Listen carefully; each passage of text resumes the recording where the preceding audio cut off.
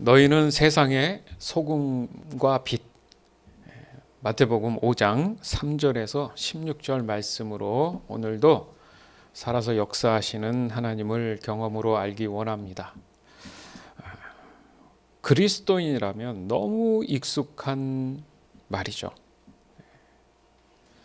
그러나 좀 더 생각해 보면 이 익숙한 만큼 그리스도인에게 매우 중요한 의미를 가지고 있구나라고 말할 수 있습니다. 즉 그리스도인으로 살아간다는 이 모습을 사실 설명하는 말씀이에요. 우리는 늘 고민합니다. 도대체 그리스도인으로 살아간다는 게 무엇일까? 하지만 정확히 말하면 그 이유를 우리가 전혀 모르지는 않아요.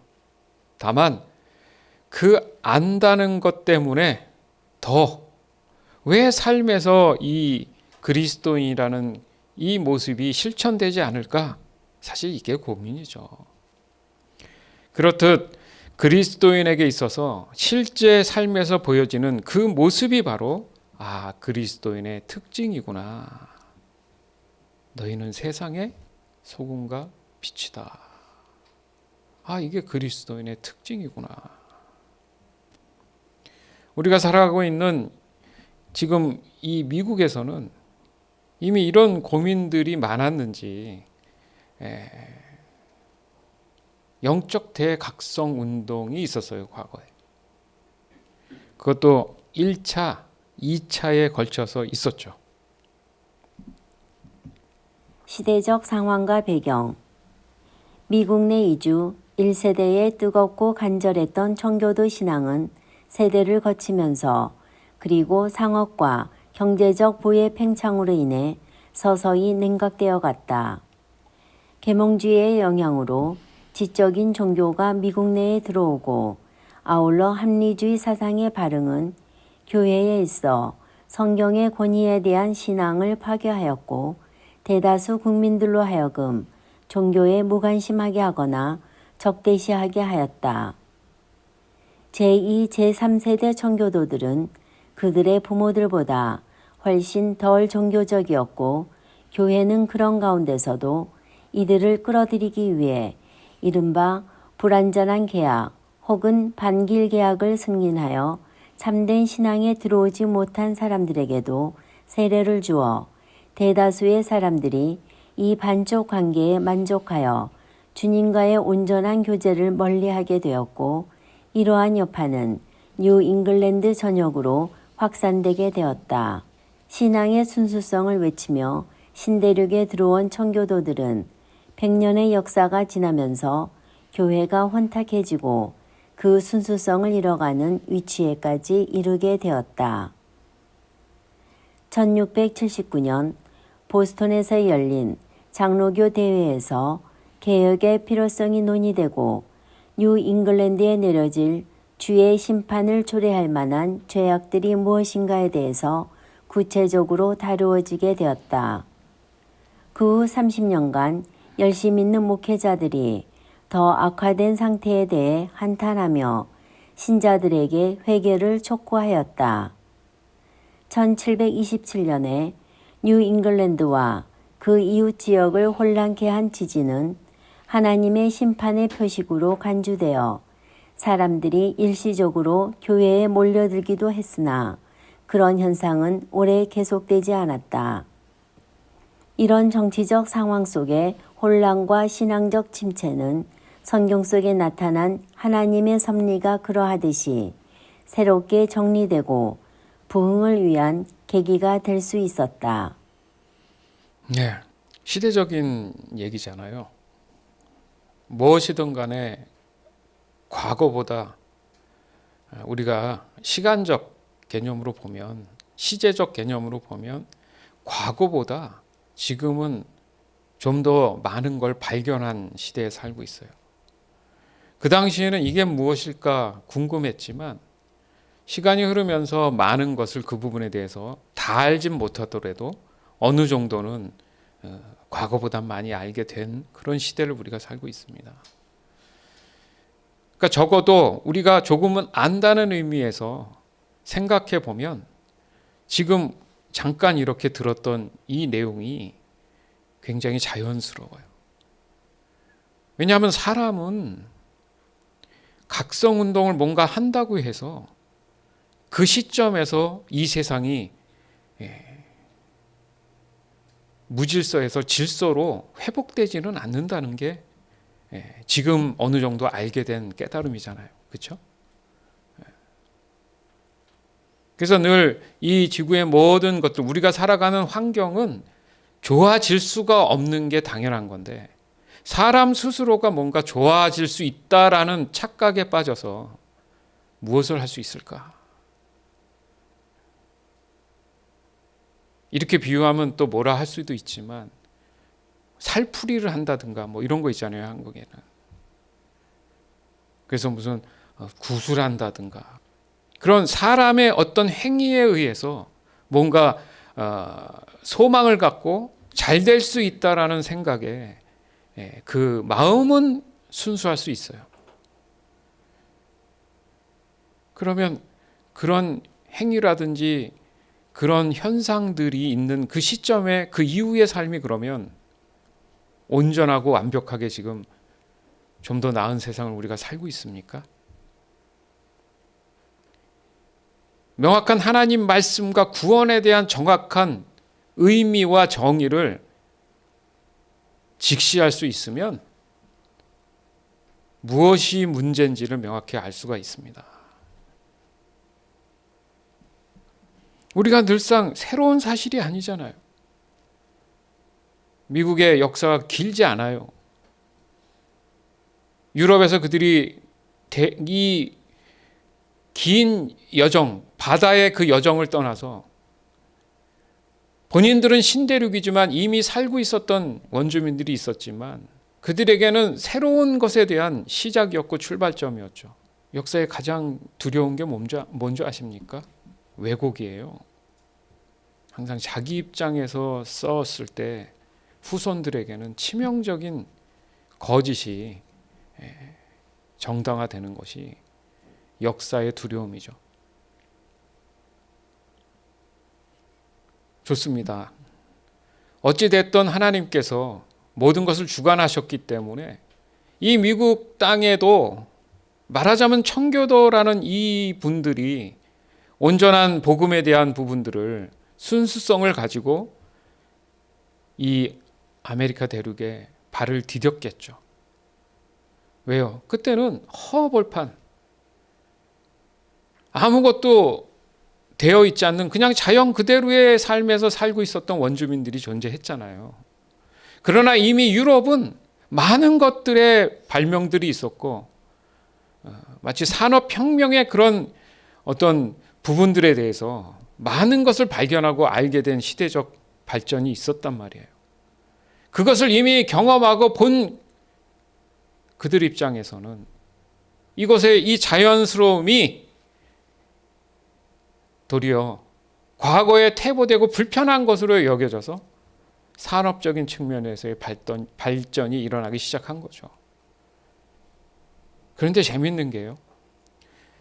산업의 발전과 과학의 발전과 사람들의 편리가 뭔가 이게 발달되는 것과 동시에 신앙은 거꾸로 죽어간다는 게 놀랍지 않습니까? 이런 사회적 발단이 없었을 때는 사람들이 그 순수해서 하나님과의 순전한 관계가 뭔가 이루어지는 것 같았는데 꼭 시대가 발전하고 발달된 의미를 둔 나라일수록 영적인 힘이 약해지는 것을 우리는 공통적으로 볼 수 있다는 거죠. 미국의 역사도 예외는 아니라는 거죠. 그런데 바뀌지 않고 변하지 않는 그 마음에, 그죠? 믿음의 중심들은 항상 존재하잖아요. 하나님 또한 그것을 늘 어떤 사람들을 통해서 끊임없이 메시지를 주십니다. 우리 이렇게 가면 안 되는 거 아니야? 사회적으로는 발달해 가는데 너무 잘 되는 것 같아서 때로는 이게 하나님의 은혜다, 하나님께서 이렇게 해주신 거다 말은 하는데도 시간이 흐르면 하나님께 영광이 아니라 도리어 하나님을 등한시하고 멀리하는 상황이 벌어진단 말이에요, 지금. 그러면 도대체 이게 뭐가 문제인가? 마지막 부분에 정치적 상황 속에 이 혼란, 그 혼란과 신앙적 침체 속에 이렇게 표현하잖아요. 정치는 누가 하죠? 사람이 하죠. 그러나 하나님 나라는 하나님의 통치 하에 있는 나라잖아요. 근데 사람이 나라를 통치하면 하나님이 밀려나죠, 당연히. 그건 고스란히 믿는 그리스도인들에게 치명적인 결과로 다가오지 않습니까? 그게 말하자면 박해고 핍박으로 다가온다는 거죠. 왕보다 더 위에 있는 어떤 왕이 있다라는 사실을 받아들이지 못하는 거잖아요. 그래서 보면 그 명칭이 영적 대각성, 그걸 한 단어로 부흥이라고 표현을 합니다. 그죠? 여기서도 마찬가지잖아요. 부흥을 위한 계기가 될 수 있다. 부흥, 리바이벌. 부흥이 뭐죠? 다시 일어난다 이거잖아요. 잠자던 나의 첫사랑의 신앙이 다시 일어난다. 지금 얼마 전부터 에즈베리 유니버시티의 어떤 채플, 그 안에 채플이 있었는데 보름째 계속 사람들이 모이고 몰려서 기도하고 있다. 그래서 흥분해서 여기저기 사람들이 유튜브에 지금 막 올리고 난리 났어요. 그래서 첫 출발이 뭐였는지 제가 메시지를 봤어요. 기도의 그 시작점이 뭔가. 굉장히 메시지가 담백하고 그냥 단순해요. 하나님은 사랑이시다. 그분이 막 소리를 치면서 성령의 충만을 맺히고 이게 아니라 하나님은 사랑이십니다. 여러분을 사랑하십니다. 특별하지 않은 그 메시지가 사람들로 하여금 기도하기 시작하게끔 했어요. 좋습니다. 그래서 소문에 소문을 듣고 수많은 사람들이 몰려서 그 캠퍼스 안에서 지금 2주가 넘도록 계속 모여서 기도하고 있다. 다들 흥분돼요. 왜?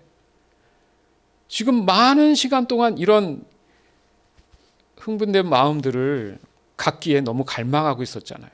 팬데믹이 있었고 수많은 경우 교회들이 욕을 먹고. 그런데 중요한 게 뭔지 아세요? 제 마음은 흥분되는 것보다는 어느 때보다 더 차분해지고 뭔가 예전과 다른 나를 발견하게 됐어요. 뭐지? 예전에 이런 게 있으면 사람들에게 다 이렇게 퍼서 보여주고 막 신나야 되는데 주춤주춤하는 제 자신을 발견하더라는 거죠. 내가 감이 떨어졌나? 이렇게도 생각을 해봤어요. 그래서 기도하면서 고민했습니다. 성령님, 뭐죠? 이게 도대체 뭐죠? 저에게 뭐가 문제가 있습니까? 제 마음 안에 드는 생각이 부흥? 도대체 이 부흥이 뭘까? 진짜 참 하나님이 원하시는 영적인 부흥이 뭘까? 왜 미국은 1차, 2차에 걸쳐서 이 영적 대각성이 일어났을까? 단 한 번에 1차에서의 그 영적 대각성의 놀라운 일이 그것으로 일회성으로 끝나서 이 미국이 지금도 영적인 탄탄함을 가지고 흔들림 없이 가야 될 텐데 얼마지 않아 왜 또 2차가 일어났고 이제는 3차의 영적 대각성을 갈망할까? 너무 이상한 거예요. 도대체 부흥이라는 게 한 번 했다가 또 씻고 다시 부흥하고 또 씻고 다시 부흥하는 게 뭔가 모순인 거예요, 저한테. 혹시 내가 보이는 그냥 현상만을 가지고 부흥이라고 얘기하지 않았을까? 왜 나는 이런 생각을 갑자기 할까? 언제부터일까? 한국에서 어린 시절부터 교회에 다녔고 보고 본 게 있잖아요. 들은 게 있잖아요. 그게 전부죠. 어떤 집회가 있고 그 집회를 통해서 사람들이 모이고 거기서 방언이 터지고 넘어지고 병이 낫고 그게 부흥의 다라고 생각했나 봐요. 그렇게 알고 있었으니까 오해하지 마세요. 그 현상이 잘못됐다는 얘기를 하는 게 아닙니다. 지금 가장 제 안에 우리가 궁금해야 될 문제는 So what? 그 다음 모여서 그곳에서 엄청난 현상과 나의 변화된 모습과 이런 것들을 부흥이라고 하면서 하나님께 눈물을 흘리며 찬양했던 그 다음 뭐지? 내일은 회사를 가야 되는데.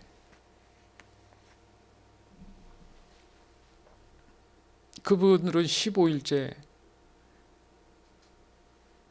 자기의 삶에 필요한 것들을 다 내려놓고 모여서 기도하고 있는 거잖아요. 저는 그게 절대적이고 맞고 하나님의 주권이라고 굉장히 자랑스러워 합니다. 왜요? 하나님이 원하시면 그렇게 하는 거죠. 그러면 15일이 지난 후에 그들의 삶은 그러면 사회적으로 어떻게 살아갈 것인가? 이 생각은 한 번도 해본 적이 없는 거예요. 그렇지 않습니까? 어디 가면 병도 고쳐주고 방언도 터지고 어디가 그렇대 가서 3, 4일 집회를 지냈더니 그때는 막 진짜 하나님 나라를 다 얻은 것처럼 일상으로 돌아왔어요. 제가 어제도 사모님하고 저희 아내하고 사모님하고 저는 약속한 게 있어요. 일주일에 수고했으니까 항상 토요일은 점심시간 지나면 맛있는 거 한 끼 먹자. 그래서 매주 지금 실천하고 있습니다. 사모님이 이게 웬 행복이냐고 늘 얘기하는데 그날도 어제도 어느 식당에 가서 이제 먹고 있는데 제가 또 뭐라 한다고 한 게 아니라 이제 예를 그냥 드는 거예요.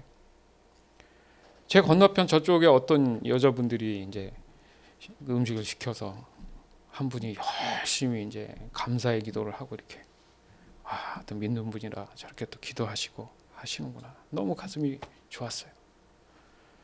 근데 제가 이제 물을 뜨러 이제 갔는데 아까 분명히 기도하신 분이었어요. 근데 냉면 그릇을 하나 이렇게 들고 오더니 그 일하시는 분한테 갑자기 죄송합니다. 오해하지 마세요. 냉면이 왜 이렇게 싱거워요? 이러는 거예요, 갑자기. 진짜로. 제가 당황했어요. 왜냐면 그 모습을 안 봤으면 되는데 그 전의 모습을 봤거든요. 정말 아름다운 천사의 얼굴로 기도하셨거든요. 앞에 분을 사주시는 누가 사주시는지 축복을 막 기도하고 했거든요. 막 제가 부끄러웠어요. 난 저분하고 알지도 못하고.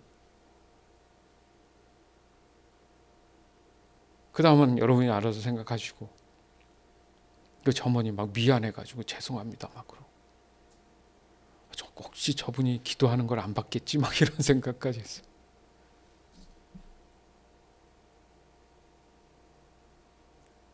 우리끼리 모여서는 참 잘해요. 누가 봐도 문제가 전혀 없어요. 왜 나가서는 그럴까? 짜고 싱거우면 거기 다 소스 있어요. 소금도 있고.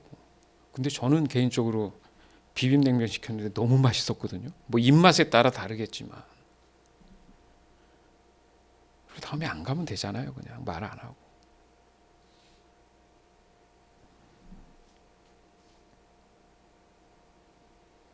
그래서 오늘 말씀 나눈 거하고 너무 이게 와닿는 거. 나도 그러지 않을까? 막 이 생각이죠. 밖에 나가서 내가 좀 분리하고, 예? 오늘도 마찬가지. 아침에 우리 교회 이제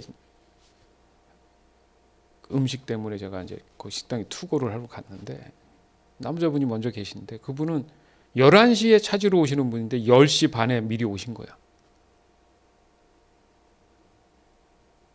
그래서 그분 이제 먼저 저보다 저는 10시 반이니까 먼저 오셨기 때문에 이제 그 사장님이 죄송합니다. 먼저 좀 해드릴. 예, 그러세요. 그랬는데 이제 음식이 11시에 준비되어 있기 때문에 아직 준비 안 된 음식이 한 2개 있다는 거예요. 그러니까 어차피 11시에 오셔야 되는데 마침 기다려야 되잖아요. 근데 또 어떤 음식을 못 찾고 계신 거야. 자, 생각해 보세요. 저는 10시 반에 정확히 맞춰서 갔으면 제가 예약된 손님이면 먼저 줘야 되는데 또 예배 시간도 가까운데 거기서 따질 수도 있잖아요. 권리가 있잖아. 그리스도인인데 이런 일이 나가면 비일비재하지 않아요? 내가 뭔가 손해보는 일, 불편한 일 막 생기고 그러면 억울하니까. 근데 그 중에서도 정말 이건 절대적으로 양보해서는 안 되고 분명히 해결돼야 될 문제가 있어요. 그 또한 막 뭔가 막 삿대질하면서 소리 지르면서 따질 게 아니라 좀 더 이성적으로 차분하게, 그죠? 정확하게 권리를 요구하면 문제가 없는데 왜 그냥 무조건 무대뽀로 그런 분들이 있잖아요. 알고 봤더니 교회의 장로래. 이러면 어떻게 됩니까? 근데 그분이 며칠 전에 예를 들어서 어떤 집회에 가서 방언을 받고, 예? 병 고침을 받았대. 만약에 그렇다 칩시다. 부정적인 얘기가 아니라 진짜 삶에서 여러분 정말 많이 일어나는 일이에요. 솔직히 얘기하면. 목사는 안 그렇겠어요? 뭐 성도들은 더 안 그렇겠어요? 그게 진짜 부흥일까? 이게 고민이 되더라는 거죠, 저는.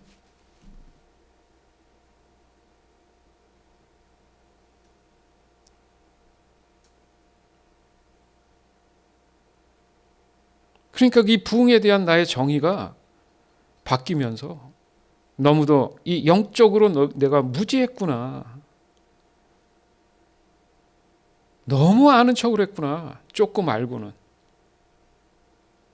그래서 도대체 그 전환점이 뭔가 감사하기도 하고 부끄럽기도 하고 담임 목회를 하는 그 시점이더라고요. 왜요? 내가 성도들의 삶을 하나하나 기도하면서 그들의 영적인 삶이 삶에서 실제적으로 잘 적용되기를 고민하면서 많은 세월을 보내다 보니까 내가 얼마나 우물 안에 갇혀 있었던 사람인지, 그냥 내 안에 나의 만족과 나의 영적인 놀이로 행여 성도들을 정죄하지 않았을까, 막 이런 생각이 너무 들면서 진짜 부끄럽기도 하고 죄송하기도 하고. 그래서 내 맡은 이 자리에서 보니까 진짜 부흥이 뭔지, 영적인 진짜 부흥이 뭔지 명확하게 뭔가 또렷해지는 느낌을 받았다는 얘기입니다. 그러니까 진정한 영적 부흥은 삶 속에서의 이 자연스러운 그리스도인의 특징이 보여지는 거구나. 네. 시끌벅적할 필요가 없는 거예요, 보니까. 그냥 삶 속에서 자연스럽게 누가 질문하기 전까지 내가 그리스도인인데요 말할 필요도 없이 자연스럽게 그리스도인이 가진 그 특징이 그냥 흘러나오면 되는 거구나. 이게 부흥이구나. 제 나름대로의 깨달음이에요. 틀린 의견 계신 분들은 알아서 생각하시고. 다시 말해서 진정한 부흥은 하나님의 살아계심에 대한 그 인식이 숨 쉬는 순간마다 자연스럽게 그냥 느껴지는 삶, 그게 다예요. 그러면 1차, 2차, 3차 다 필요 없어. 모든 사람이 이러면. 안 그렇습니까? 근데 뭔가 스페셜해야 돼, 항상. 그렇지 않더라고요. 그렇지 않아요. 아멘?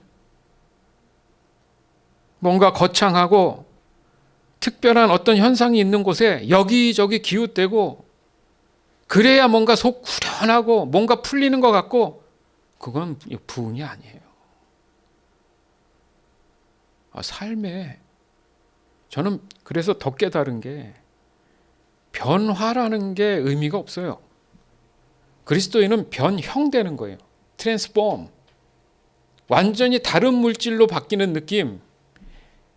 변환돼야 되는 거지. 변화는 조금 마음이 또 시험 들면 또 다시 제자리로 가더라는 거죠. 이 영적인 도약은 더 이상 그 자리에 머물지 않는다는 의미거든요. 그게 부흥이죠. 그때 기분이 좀 업됐다가 다시 일상으로 가서 언제 그랬냐는 듯이 예전 사람의 모습으로 가는 게 무슨 부흥입니까? 제 자신한테 지금 적용해서 말씀드리는 거예요. 저의 믿음의 고백에 대한 것을 여러분이 공감하면 아멘이고 아니면 거부하는 거죠. 그러나 적어도 이 말들은 여러분 명확히 공감할 줄 믿습니다. 즉 어떤 상황 속에서도 소소하고 알려지지 않았지만 누가 그 사람에서 알지 못하지만 성경의 말씀을 모든 지식을 알지는 못하지만 뭔가 부족함이 너무 많아도 언제나 나는 하나님과 늘 함께하길 원하고 하나님의 그 친밀함과 동행하길 원하는 그 순전하고 소박한 하나님을 향한 그 사랑이 있는 사람, 그게 진짜 영적 부흥이더라는 거죠. 물론 복음을 처음 들어서 회개하니까 어떤 보이는 현상이 있고 거듭난 모습 때문에 표현되는 내용들에 대해서 제가 거부하는 게 아닙니다. 그건 당연한 절차처럼 느껴지는 순서예요. 무시하지 않아요, 저는 절대. 그 얘기하는 게 아니잖아요. 그건 너무나 당연한 현상이에요. 자, 예를 들면 성경의 대표적인 내용들을 보면 항상 하나님이 보여주신 이적과 기적들이 있어요. 그렇죠? 그게 개인적이든 어떤 회중적이든 관계없이 이 이적과 기적에는 분명한 표적이 있습니다. 무슨 말입니까? 목적이 있다는 거예요. 하나님이 하신 목적. 그런데 이 표적, 목적에 사람들이 관심이 없는 게 문제라는 거죠. 그래서 말씀이 그런 거구나. 여기에 그리스도가 있다. 저기에 그리스도가 있다. 여기저기 쫓아다니지 마라. 너 마음에 있다. 사람들은 현상에 따라 쫓아다니잖아요. 그러면 거기서 예수님 만났으면 변형됐으면 자, 삶에 완전히 다른 모습으로 살아야 되는데 왜 다시 리셋이 되죠? 이상하지 않습니까? 우리가 잘 아는 늘 얘기하는 오병이어 사건 아니면 출애굽의 그 40년 과정에서 하나님이 하셨던 이적과 기적들, 그 현상들, 그 많은 사람 중에 몇 명이나 하나님이 말씀하시는 표적으로 알았을까요? 봤잖아요, 눈으로. 그 많은 사람을 5천 명이 넘는 많은 사람을 먹이고 12강주리가 남았다. 근데 그게 다인 거예요. 거기서 집회한 거잖아요. 그것도 직접 예수님이 앞에서 강사로 초청받은 거 아닙니까? 예수 목사님이 말하자면. 거기 병도 낫고 기적과 이적이 일으키고 근데 나중에 갈 때 보니까 구원받아라 영생이 있다 그러니까 아주 무슨 얘기야 다 갔대잖아요. 거기 있던 제자들도 다 12제자 말고 또 제자가 있었나 보죠. 많은 제자들이 떠났더라. 그리고 다시는 돌아오지 않았다. 이 말씀이 있어요.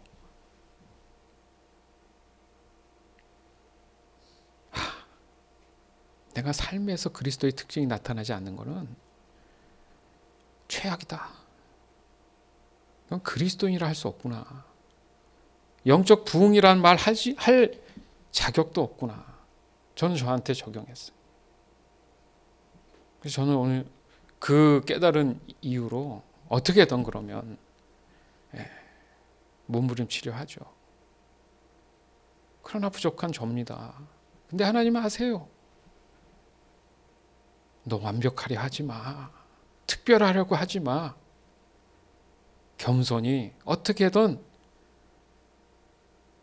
너를 통해서 다른 사람에게 내가 있음을 그냥 나타내는 착하고 선한 행동만 하면 돼. 바로 오늘 말씀이에요. 매일 실패할 수도 있어. 10년, 20년 실패할 수도 있어. 그러나 돌아보면 너는 분명히 변형돼 있을 거야. 가끔 예를 드는 게 있잖아요. 헬스장에 첫날 갔는데 남자들 되게 웃깁니다. 첫날 가서 아령 몇 번 들고 항상 거울 앞에 서요. 아, 이게 나왔나? 이렇게. 진짜 그래요. 왜? 마음은 너무 원하니까. 한 5번, 6번 하고 거울에 섰다가 또 5번 하고 근육이 바로 나옵니까? 그거 신경 안 쓰고 매일 똑같은 시간에 30분씩 계속 하다 보면 알아서 근육이 붙어요, 안 붙어요? 그렇더라고요. 그러니까 우리 특별하지 맙시다. 하루하루 하나님 그 사랑 안에서 내가 어떻게 그 사랑 가운데에 사람들에게 비춰 보일까 자연스럽게 하다 보면 어느 순간 내가 그리스도인의 특징을 사람들이 인정하지 않을까. 그게 진짜 부흥이 아닐까.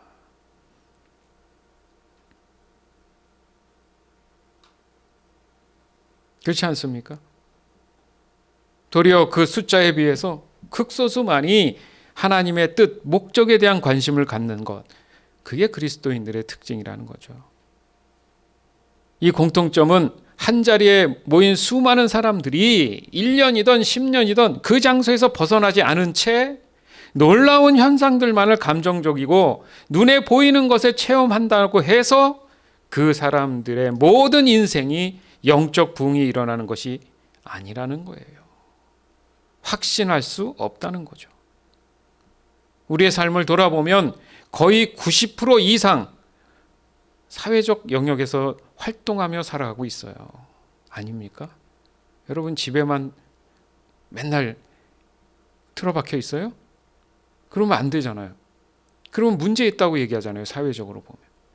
그러면 외부적인 활동이 대부분을 차지한단 말이에요. 그 모든 것을 포기하고 한 곳에 머물러 있는 그런 많은 시간들이 과연 그 영적인 책임, 그 체험 속에서 부흥을 누린다. 그렇게 살아간다? 너무 이기적이지 않습니까? 예수님의 위대한 그레이트 미션이 뭐예요?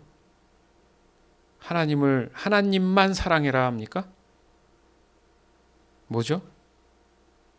또한 이웃을 사랑해라. 분명히 있습니다. 하나님의 지상 명령 중에 위대한 명령, 하나님만 사랑하는 게 아니라 이웃을 사랑해라.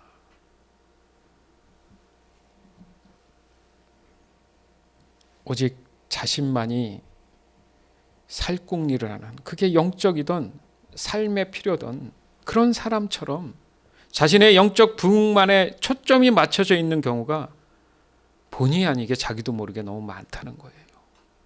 나만의 신앙. 하나님은 그 사람에게 부흥을 주지 않습니다. 왜 삶이 맨날 나는 나름 한다고 하는데 왜 안 될까? 그렇게 얘기하지 말고 혹시 나는 나만 생각하지 않는가? 한번 좀 생각해 볼 필요가 있는 거예요. 나밖에 모르지 않나? 남이 어떻게 되든 그런 생각하고 있지 않나? 그럼 하나님도 마찬가지죠. 죄된 너희들이 어떻게 되던 나는 상관없어. 그렇게 하셨어요? 하나님 자신이 직접 육신이 돼서 오셨잖아요. 하나님 자신을 버렸다는 거예요. 뭐예요? 전능하신 하나님을 버리고 죄 많은 사람의 그 죄를 위해서 오셨다는 것 자체가 하나님 자신보다는 나를 더 사랑하신 거 아닙니까? 내 마음에 무슨 생각이 듭니까?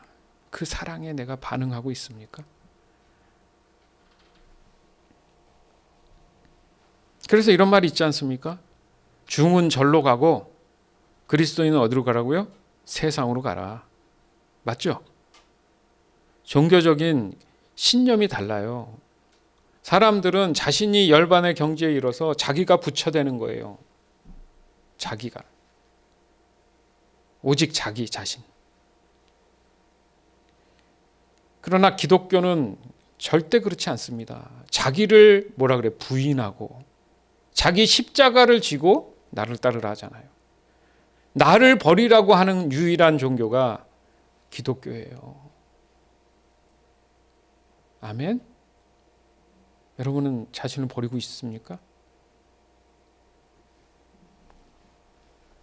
내가 불편하고 희생된 어떤 측면이 있더라도 다른 사람이 잘 되기를 바라는 마음이 있냐 이거예요.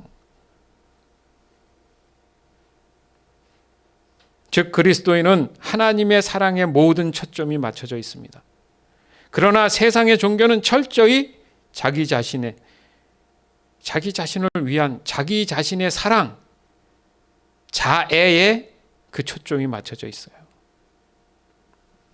그래서 하나님의 사랑은 언제나 나보다 상대에 대한 배려를 항상 중요시 여깁니다. 그래서 서로란, 함께란, 우리라는 단어를 항상 사용하세요. 하나님도 몇 분처럼 표현하죠? 오로지 하나님은 한 분이시라고 하지만 그 안에 몇 위가 있어요? 세 분이 계신 것처럼 느끼잖아요. 그리고 표현을 항상 복수로 쓰신다고요. 위.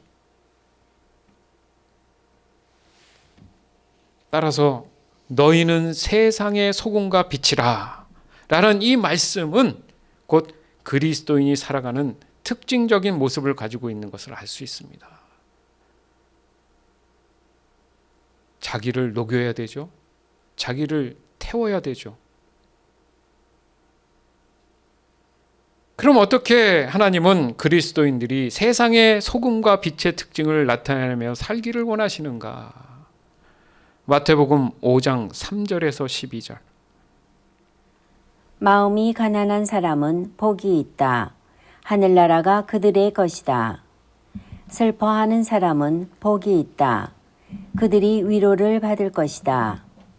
마음이 온유한 사람은 복이 있다. 그들이 땅을 상속받을 것이다. 의를 위해 줄이고 목마른 사람은 복이 있다. 그들이 배부를 것이다. 자비로운 사람은 복이 있다. 그들이 하나님의 자비를 입을 것이다.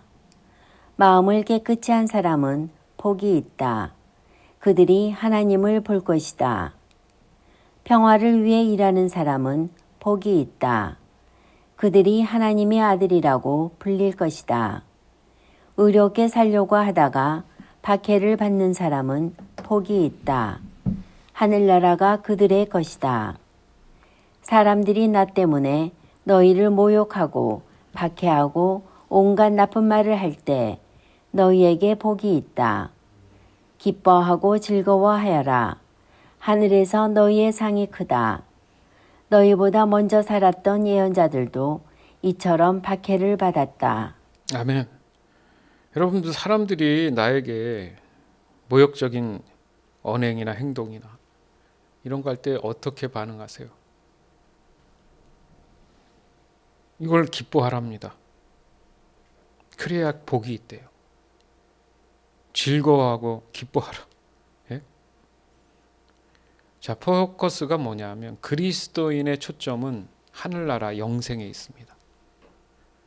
그리스도인의 삶은 지금 현재의 어떤 만족이나 어떤 소유나 여기 세상 것을 갖는 게 초점이 아니기 때문에 오늘도 마음이 가난하다는 게 뭐예요? 마음이 가난하다. 소유욕이 없다는 거잖아요.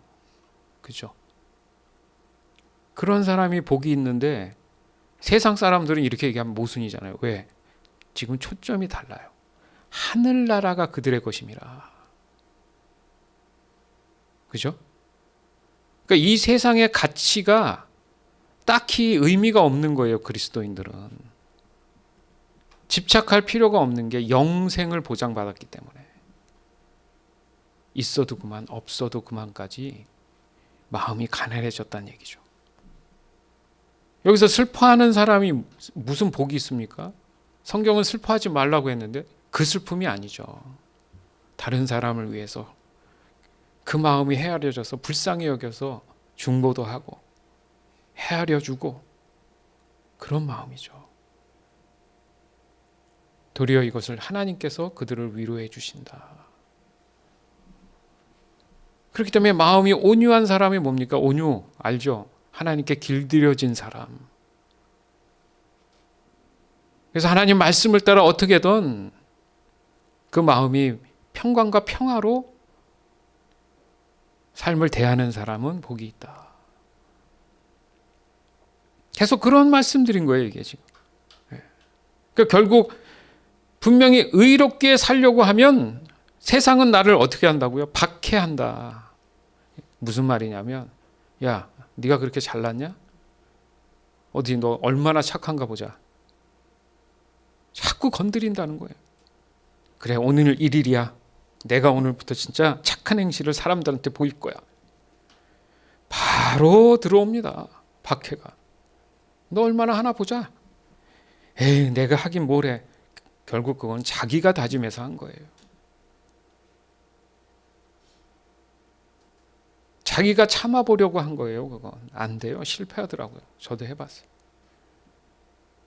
다 내려놔요.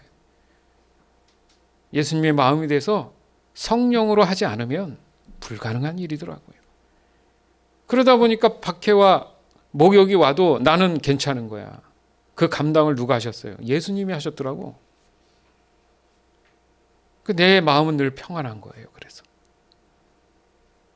예수님이 그렇게 또 말씀하셨고요. 과거에 살던 많은 예언자들도 이처럼 박해를 받았다.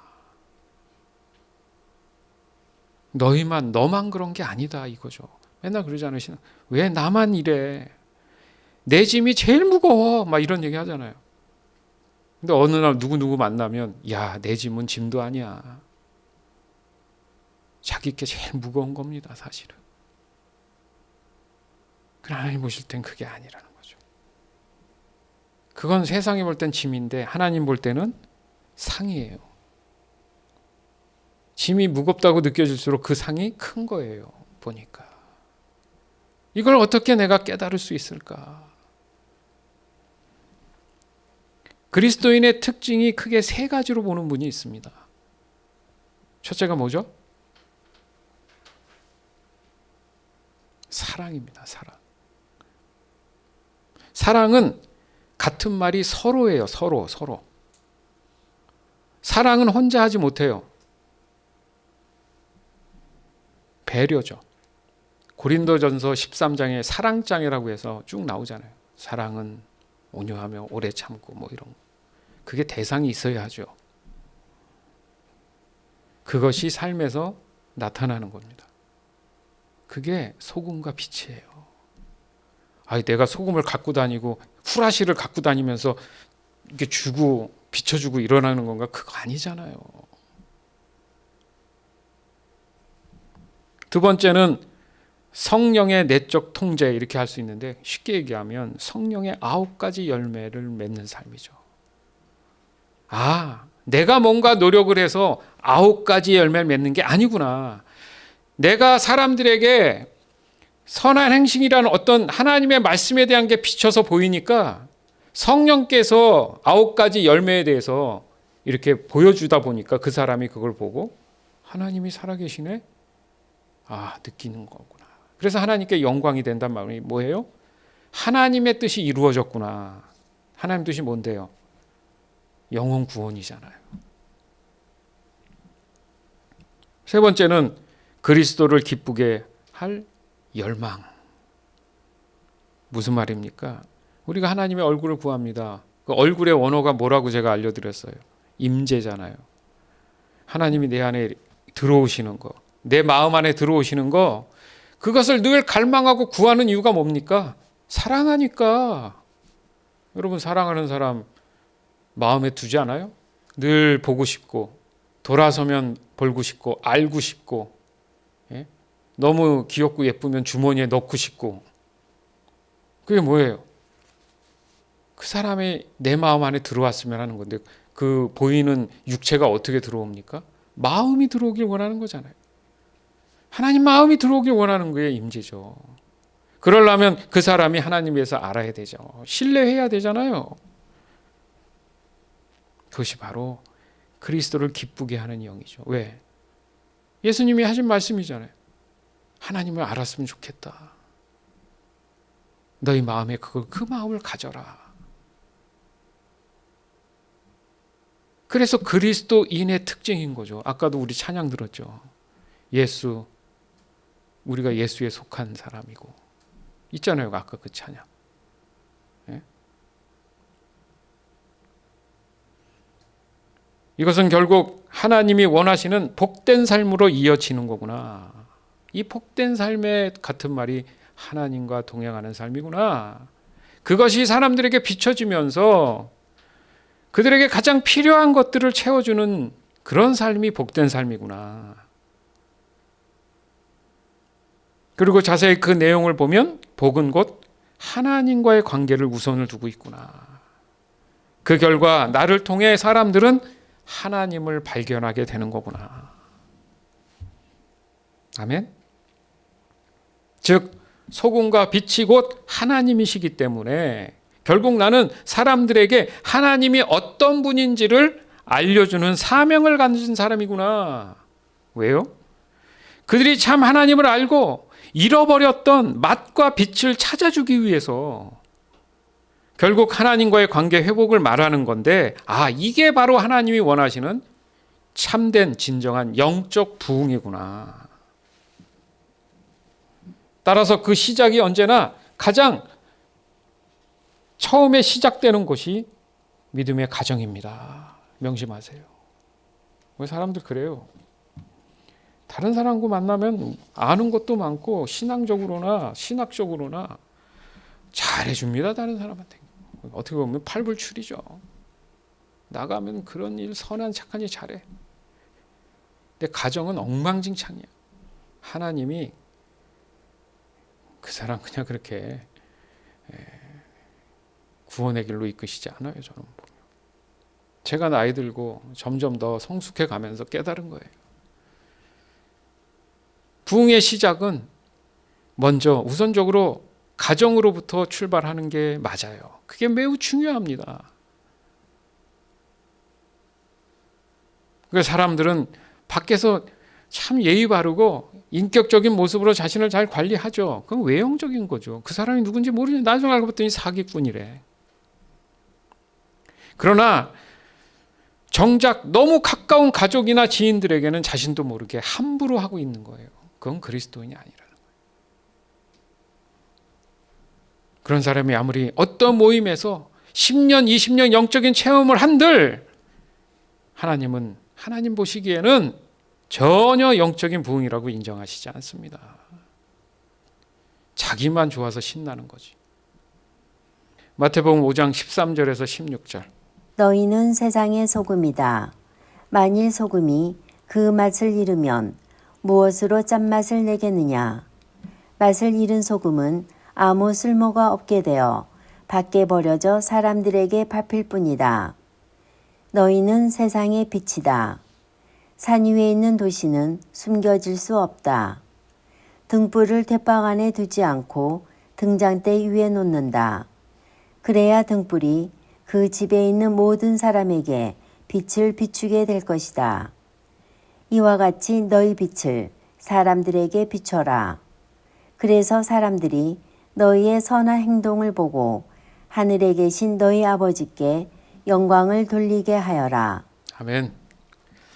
그러니까 우리 같은 사람도 예전에는 나한테 소금과 빛이 존재하지 않았다는 얘기잖아요. 근데 여전히 아직도 이 소금과 빛을 갖지 못한 사람보다는 내가 좀 더 앞서서 이걸 경험하고 갖게 된 거잖아요. 그죠? 여러분, 빛과 소금이 누구십니까? 너무 잘 알잖아요.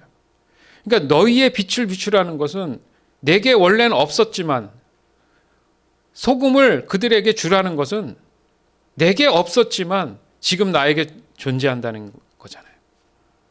무슨 말입니까? 바꿔서 얘기하면 그리스도인이 어떤 본질을 지니고 있는지를 알 수 있다는 거죠. 중요한 것은 여기에 보면 세상의잖아요. 세상의 소금이 되라. 자, 세상을 말하자면 그냥 이런 자연이에요. 여기서 말하는 세상은 뭡니까? 죄된 사람들이잖아요. 맞죠? 죄된 사람들을 지금 표현한 거예요. 그러니까 막연히 소금과 빛이 아니라 다시 말해서 세상은 지금 그 소금과 빛이 없다는 거예요. 어떤 음식과도 비슷한 거죠. 그죠? 아까도 말씀 냉면이 너무 싱거워요. 또 지금 아이디어가 생각이 나나요? 그럼 내가 빛과 소금이었으면 내가 소금을 넣으면 되네. 재밌는 생각이 드네요. 그 점원한테 따지지 말고 그분들이 죄송하게 하는 불편한 마음 갖지 말고. 그러니까 중요한 게 세상, 그러니까 죄된 사람들이 그들로 하여금 그냥 막연한 소금과 빛이 아니라 그 현재 우리가 알고 있는 현실 안에는 복음을 듣고 구원받지 못한 사람들에게는 뭔가 싱거운, 그러니까 음식으로서의 가치를 못하는 그런 본질을 잃어버린 상태의 사람들은 늘 절실하고 절박함으로 살아가고 있는 거구나, 이렇게 알 수 있잖아요. 즉 하나님이 없는 이 세상, 죄 많은 사람들, 죄로 인한 사람들의 그 본질이 더 이상은 쓸모없는 존재였구나. 맞죠? 음식이 너무 맛없으면 여러분 끝까지 먹을 수 있어요. 힘들어요. 그런 존재였구나. 이것이 죄의 본질이기 때문에, 따라서 죄는 사람의 역할을 할 수 없는 상태가 됐다라는 의미이기 때문에, 그래서 늘 사람은 무언가 부족하고 불완전함을 마음에서 떨쳐내지 못하는구나. 뭐가 부족한 거지 내가? 왜 이렇게 안 되지? 뭐 이런 말 하잖아요. 소금과 빛이 누구시라고요? 예? 예수님이죠. 내 안에 누가 안 계시다는 뜻이에요, 그게? 예수님이 안 계시다는 거죠. 그래서 말씀하시죠. 너희 빛을, 너희 구원의 예수 그리스도를 사람들에게 비춰라. 너 갖고 있잖아. 그래서 사람들이 너의 선한 행동을 보고 하늘에 계신 너희 아버지께 영광을 돌리게 해라. 하나님 진짜 살아계시네. 내게 없던 게 그거였구나. 옳다. 내 인생의 답이 예수 그리스도시구나. 그래서 예수님이 뭐라고 하셨어요? 내가 곧 길이요 진리요 생명이다.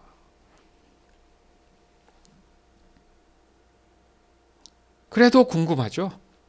아니, 빛을 도대체 내가 뭘 어떻게 사람들에게 비추라는 거지? 그럼 여기서 선한 행동이 뭐야? 즉 빛을 사람들에게 비추는 것이 곧 사람들에게 선한 행동이라고 얘기합니다. 우리가 그냥 단순히 빛을 생각해보세요. 비추는 라이트. 빛은 반사되는 거죠. 그래서 그 형태를 알아보는 거잖아요. 따라서 빛으로 오신 예수님이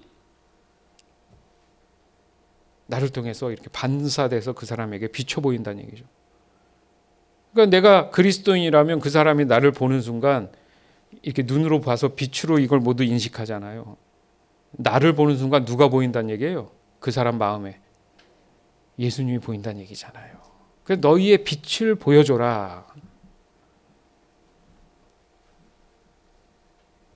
즉 사람에게 비추는 그 빛이 곧 그리스도가 나에게 비추면서 내가 마치 거울이 된 것처럼 다른 사람에게 또 비춰 보이라는 뜻이잖아요. 뭔 행동을 했다는 의미보다 내가 예수님의 비춰지는 그 역할을 하는 사람으로서 늘 예수님이 하신 것에 대해서 내가 그 사람들로 하여금 보여지게 된다는 얘기죠. 그러니까 나 또한 행동을 그렇게 하게 된다는 거예요. 예수님의 마음처럼. 이게 자연스러운 거지 스페셜한 게 아니라는 게 저는 진짜 깨달은 거라는 거예요.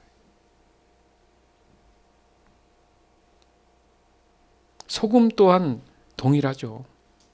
오늘 말씀의 소금은 사람의 본연의 맛을 되찾아준다는 의미도 있잖아요. 그죠? 곧 죄로부터 벗어나서 구원을 이룰 수 있는 영생함으로 살아가는 본연의 사람의 맛을 찾아주는 그 음식에 탁월한 맛을 내야 되는 아주 중요한, 우리가 음식하다 보면 뭔가 빠진 것 같은데 뭘 넣어봤어? 아니야, 이거 아닌 것 같아. 얘기해요, 안 해요? 이것도 아닌 것 같아. 저것도 아닌 것 같아. 근데 어떤 거를 내가 하나 가져왔는데 이거 진짜 나의 진짜 영업 비밀인데 내가 줄게. 그래서 한번 탁탁 몇 번 쳤더니 이 맛이야. 그럼 그 음식이 살아난 거예요? 안 살아난 거예요? 대박 친 거죠. 맛집이 되는 거 아닙니까? 그게 예수 그리스도. 세상에 그 어떤 것도 나에게 평안과 자유함과 기쁨을 주지 못한다. 그게 뭐예요? 제대로 된 맛을 못 찾은, 참 소금을 못 만나서 그런 거 아닙니까? 이 모든 것이 내가 그리스도인으로 살아가면서 다른 사람에게 비추어 보이기도 하고 맛을 내어주는 그런 것이 내게 갖고 있는 그리스도인다운 특징이라고 말하는 거구나. 여러분 오늘부터 어떻게 해야 돼요? 좀 마음에 안 들고 흥분돼도 나는 내 안에 소금과 빛 되시는 예수님이 계시는구나. 나를 통해서 사람들이 예수님을 만날 수 있다면 이럴 땐 예수님이 어떻게 하셨을까? 조금 차분하게 생각해서 좀 억울한 것 같아도 뭐라고 손가락질 당해도 내 자신에 흥분하지 말고 아까 세 가지 얘기했던 사랑과 성령의 삶 속에서의 그 절제와 그죠?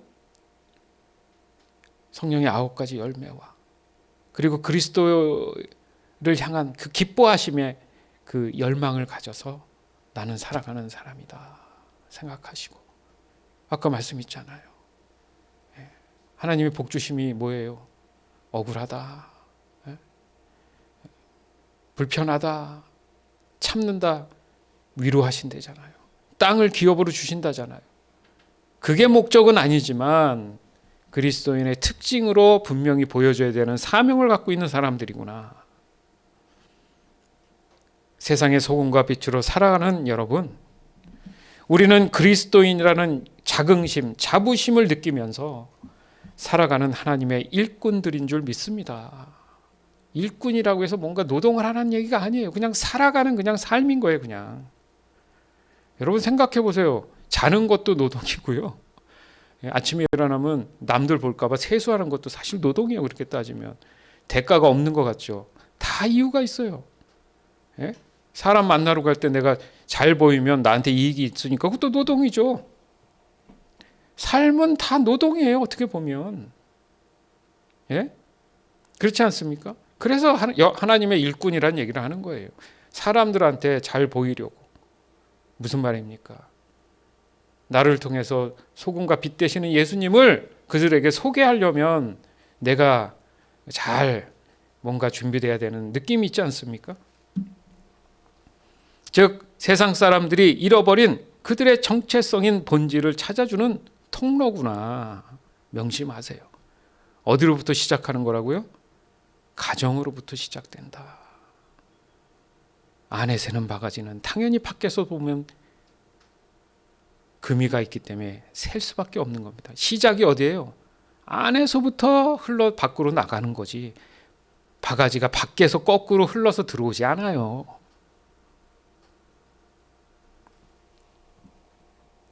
결코 내 자신만의 본질을 찾기 위한 이기적인 어떤 사람들이 절대 되지 맙시다. 하나님의 사랑은 나보다는 서로 함께를 강조합니다. 그것이 하나님이 죄로 인한 사람들을 구원하시고자 하는 진정한 복음의 은혜인 거예요. 그 복음이 바로 그리스도 되시는 예수님이시며 곧 예수님이 세상 사람들의 소금과 빛인 줄 믿습니다. 따라서 내가 현재 속한 가정으로부터 시작해서 직장이나 학교나 또 어떤 모임이나 무엇을 하든지 간에 어느 곳에 있든지 하나님이 보내신 사명의 장소라고 우리가 명심하고 있는 곳에서 그리스도인다운 자긍심과 믿음의 충성심을 가지고 소금과 빛의 본질이신 복음을 그 그리스도의 사랑의 인내로 하여금 인내하면서 모든 사람들에게 자연스럽게 나타나게 되는 저와 여러분이 되기를 이 시간 주 예수 그리스도 이름으로 간절히 축원합니다. 아멘.